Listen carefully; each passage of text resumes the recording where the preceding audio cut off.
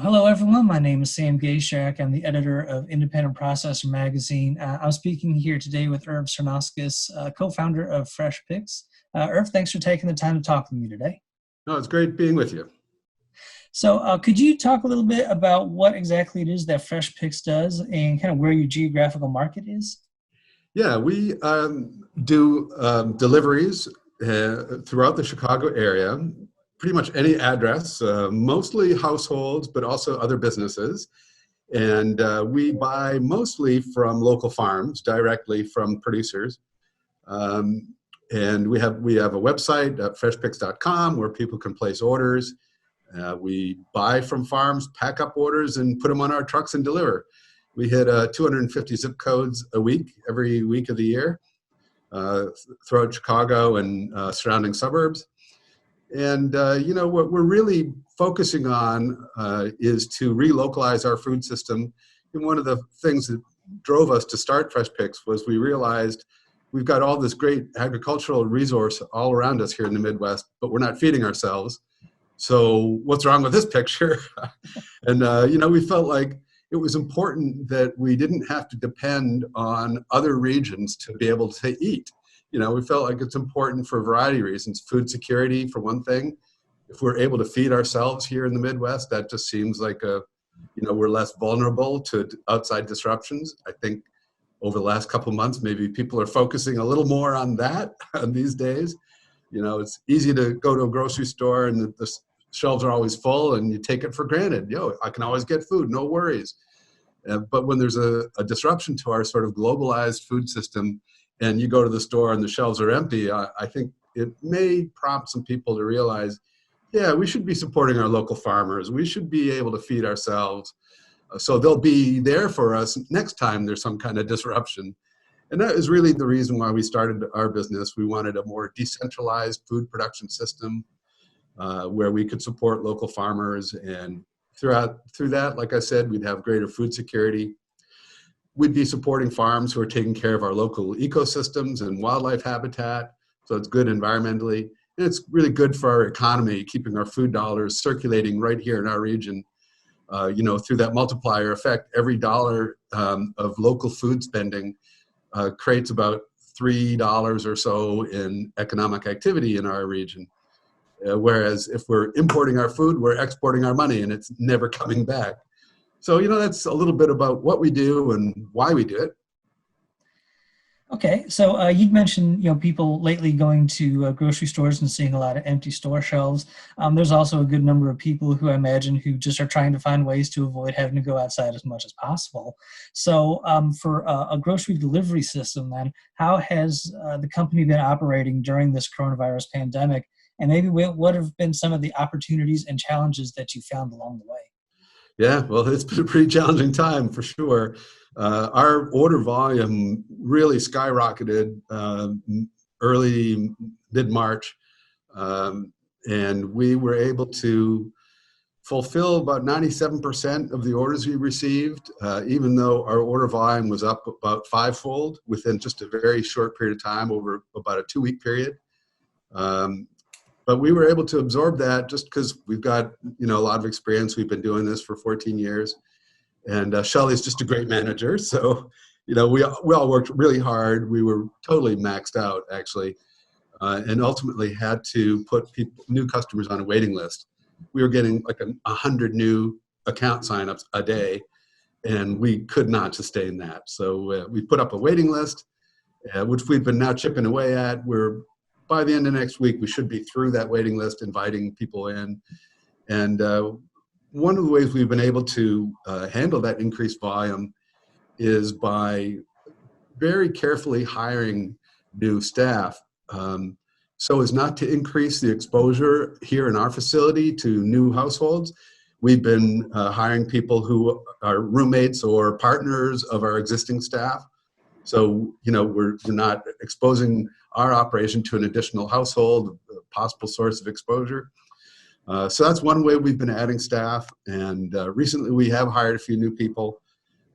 We were able to get some recommendations from people we know a long time and trust who used to work for them. So we feel like vetting our candidates really carefully we've been able to add staff without increasing the risk to our customers and to our existing staff.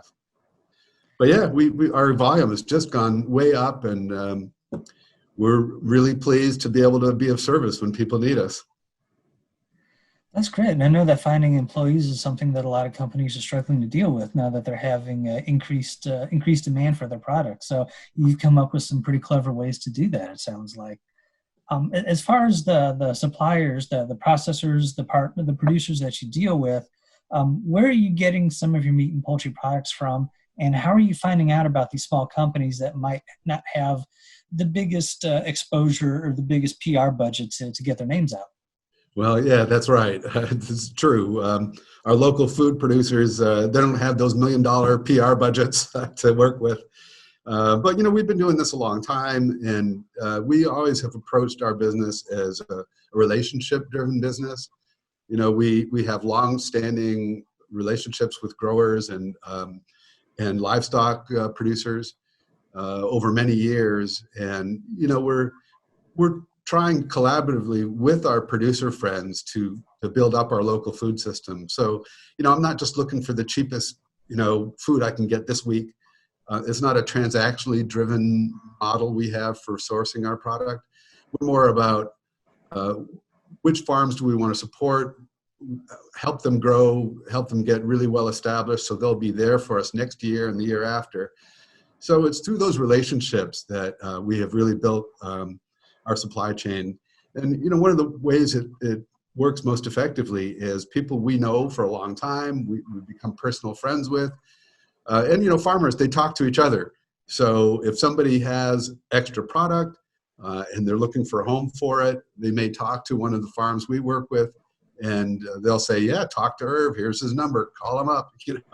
That happens a lot. We do get calls from farms all the time offering us product, and it's through that building out that network of relationships that we've been able to source product even now when the demand is way up.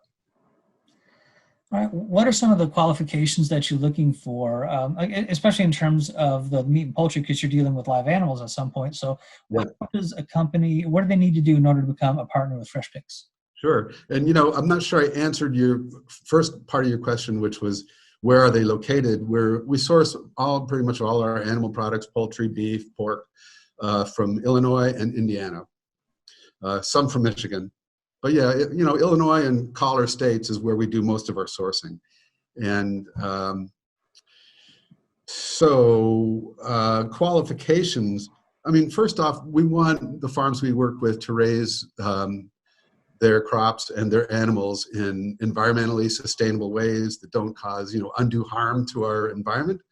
But also, we want farms who are raising their animals in a humane way, out there on pasture, in the, great outdoors, able to engage in their natural behaviors with each other, instead of being cooped up, in a bunker somewhere and never see the light of day. So those are the main things we're looking for: environmental sustainability and humane treatment of animals. We want to make sure that the animals are being fed clean feed. We want to know the source of the feed that they're using. We do make sure that none of the feed is GMO, just because some of our customers really are relying on us to really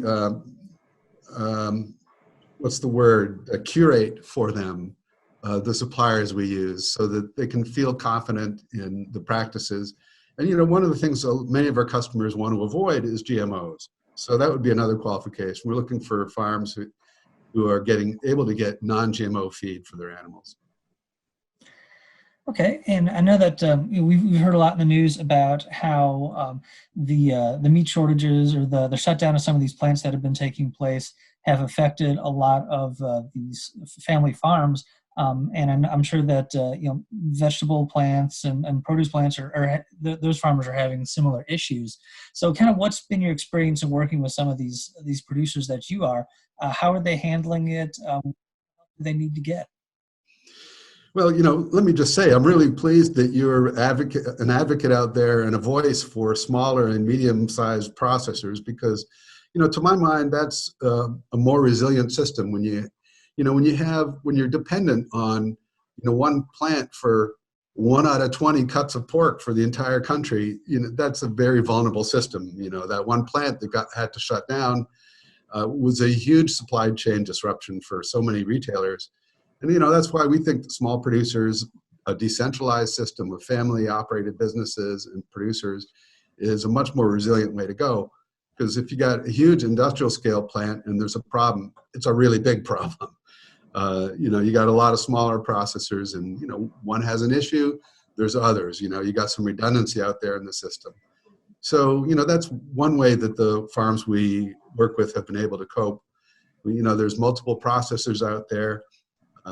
And like we've had long-term relationships with our producers, they have long-term relationships with their processors too. So, they tend to take care of each other. So it's through redundancy and, again, those long-standing personal relationships that have allowed our producers to be able to still continue to operate, even though that industrial scale, food system is hurting right now. So that's helped a lot. Okay. And, I do want to say, I think smaller processors also have a great advantage in that they have smaller exposure to potential sources of contamination. Their staff is much smaller. They don't have thousands of people. If you get one sick person, now all of a sudden you got 1,000 sick people. A small plant with just a few people, there's less exposure from humans, and they're processing fewer animals, so there's less exposure to problems that come in with the animals as well, compared to these really large producers. So, we think that there's greater food security and greater resilience by working with small family-owned size, right-sized businesses for smaller producers. All right. Last thing, Irv, is you mentioned that the business is booming and you're getting more signups, all the signups that you can handle at the moment. When things start to get back to kind of whatever the new normal is going to be, what are some of the things that you think that you're going to be able to do to kind of help keep these people around and make sure they're ongoing customers? We're doing a lot of work around our marketing efforts on social media. We're doing a lot of posts to explain to people what it is we're doing and how we operate and why we think what we're doing is important. And, some people we know are going to go back to business as usual once the stay-at-home orders are lifted. But we're hoping a couple things. One is we're hoping that some people's eyes will have been opened and they'll realize, yeah, I better support these local producers so they're going to be there for me next time there's something happens. Because there will be a next time. We don't know what it's going to be or when it's going to happen. But there's going to be disruptions, whether they're more disease events or weather events or pest events, climate change problems. So, we're hoping through our social media efforts to remind people why it's important to support these local producers and to think ahead to next time. So we'll be a little bit better prepared next time something happens. I also think one thing that's probably going to happen is that since people haven't been able to go to restaurants as much, they're reimagining their kitchen. They're relearning how to cook again. And we're hoping that some of those people realize that there's a lot of joy you can get from cooking, at home for your family. Maybe people will kind of get in the habit of having dinner together again, like maybe, we used to as a culture. So I think that there's going to be some change, some permanent change as a result of this coronavirus in people's behaviors, how they shop, their values they carry with them when they choose what to buy and who to buy it from, but also just how they go about feeding themselves. Some percentage of those people are going to stick with it, we hope. And, that's about it. Great. Well, Irv, thanks so much for taking some time to talk to us. We really appreciate it. Oh, it's a pleasure.